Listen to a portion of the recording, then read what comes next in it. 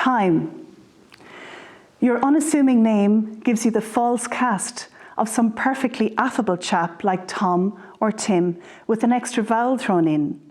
Yet, you're the definition of a creep with a capital C. You stalk me when I sleep, then steal precious hours when you insist that dawn must break.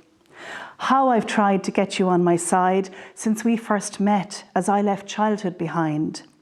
Though we were briefly on good terms when I parsed you onto a paper plate with brass fastener, coloured numbers, 2 cardboard hands, one long, one short. I had every faith in my brand new friend. We shared secrets then about cherry blossoms, hidden nests with speckled eggs, town spires prickling pink skies at dusk. But you hung me out to dry when you caught me short with errands, chores, even exams undercut by happenstance, with no redress to help me align with your onward striding steps, just the demand that I resign again and again to falling out of sync as I carried over tasks on my swelling list. I've since reconciled to the fact that you and I will never see eye to eye, but at least I have arrived at a place where I couldn't care less for kinetic waves or the perennial hum of your oscillating pendulum. Your seething seconds no longer affect my outcomes. Instead, I listen to the rhythm of my breath.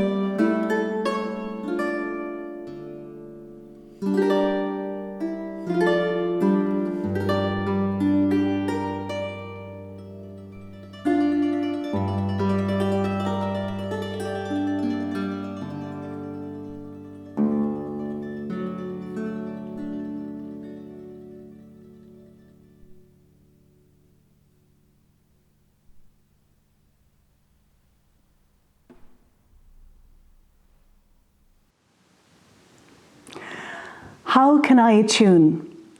Epigraph. The music of what happens, said great Fionn. That is the finest music in the world. That's from the Fenian cycle. How can I attune to the music of what happens? Pause to find the timbre of what unravels in cacophony. Which way should I turn the dial to locate the long waves andantes underlying the imperfect pitch in our daily flux, undue haste, when I'm too fatigued to hear the fugue, or miss the note, but catch the ratchet of a crotchet? How can I triangulate from the notation, live the question, when the heart's impulse is to harden in dreaded discord? I lose so many demi-semi-quavers to the ether before I eventually find the plaintive texture in the lull of a breathe, sustain of your love.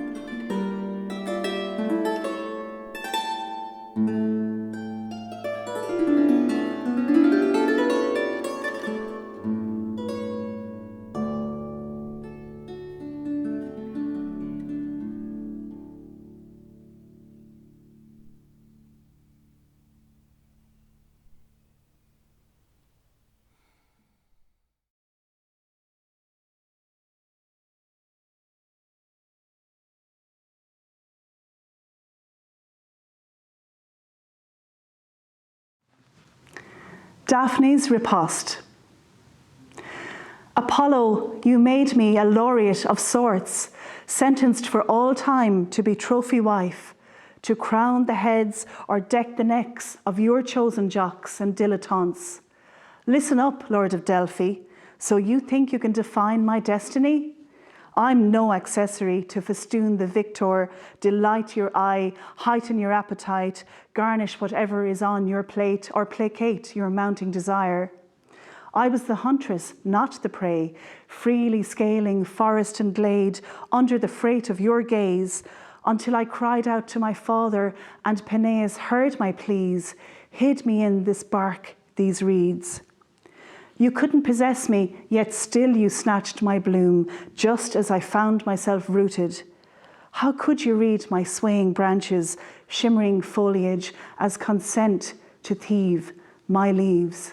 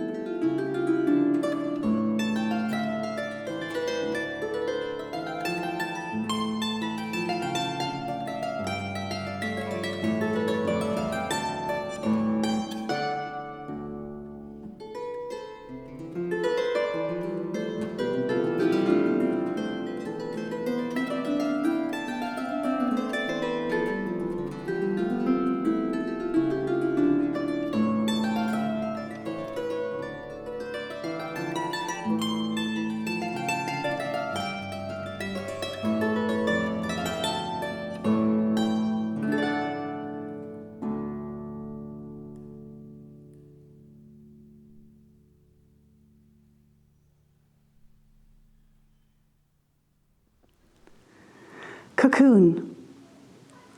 I thought I came unstuck a long time ago, but still I find bits of larva in my clothes and hair each passing year. Pupa dreams entangled in slimy film. Their images flicker against the screen of this silky membrane, like the fragile beating of fledgling wings jostling with hardening time. Do I cling to my empty shell, or does it cleave to me? Sometimes it is my proscenium, and I am on stage again, waiting for my curtain call. Was I ever fledged at all? The temptation to retreat into the world within this casing I have spun is a constant pull. It seems I'm half a caterpillar in a green room that is windowless. Where is the dream fulfiller?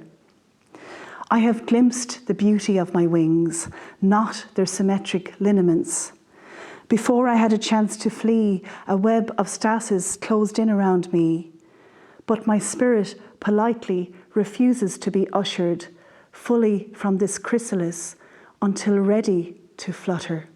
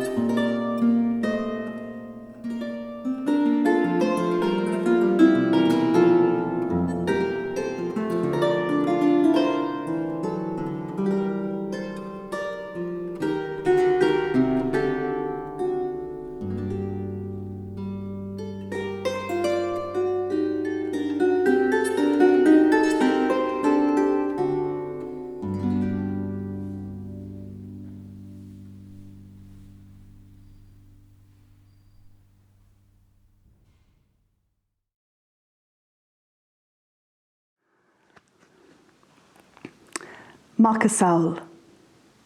Is tú má wacasaul, mach má hauliachta, machla má haltacha.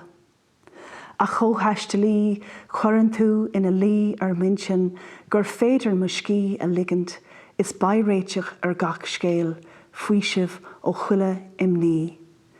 Cohíon muid charman crí, ar scá chéile, fui anál an duine eile. Is bláhíim in nídin dod lóir is the yega, cean scríba ma anima. My equal. You are my equal, son of my imagination, echo of my imaginings. My fellow traveller, you impress upon me that I can rest easy and all shall be well. There will be respite from all anxiety. We nurture our heart's refuge in each other's shadow under mutual influence, and I blossom in the shelter of your voice, your arms, destination of my soul.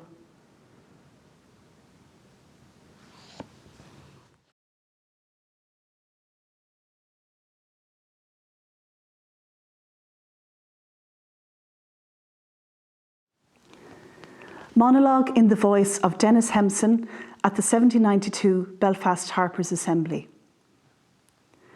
They've forgotten the old music of Chara, taken in with the new Italian modes. We played Gleisina the ancient way, when those notes ignited penal times with the hope of the earthly world. I'd sooner have Eileen Aroon or the Coolin than sully those sounds with planksties of Carolyn. Give me the native airs our people played, from the Gulthree of Oisin, the Soontree of Bugbrain, to the Gyantree of Craftonay. This land trembled with willows and strings. These gnarled nails, rheumatic fingers, caught wires between flesh and claw. Bridget O'Kane showed me how to clip notes in staccato, then return to a flow. They say Pythagoras was the only mortal who could hear the music of the spheres. Am I the last man left alive with the Shanachol ringing in his ears, the dear, dear, sweet old Irish tunes? I will not profane the memory of these strains by yielding them to this age of betrayal.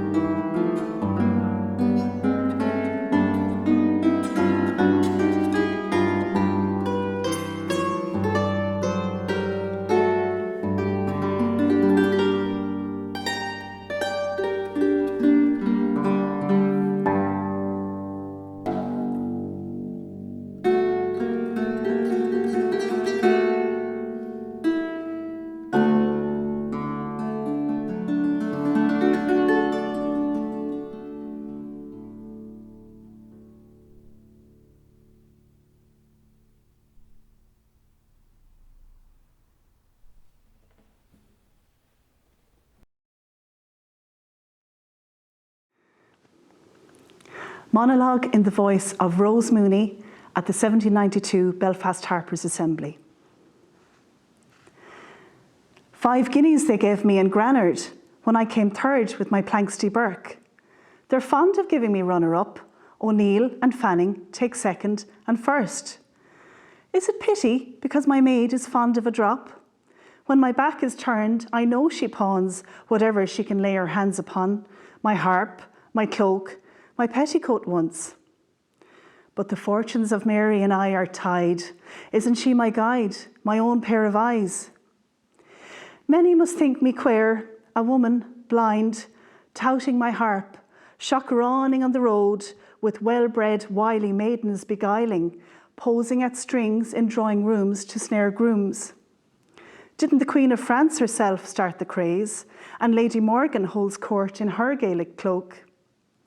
My harp's no ornament. They can't make me into an Orpheus either. I don't have a beard like an old bard, but my fingers know how to stop time. My triplets trip lightly. They all listen rapt when I play lively. And I owe to Thady, who taught me so boldly. God be good to that rogue and save us from punch.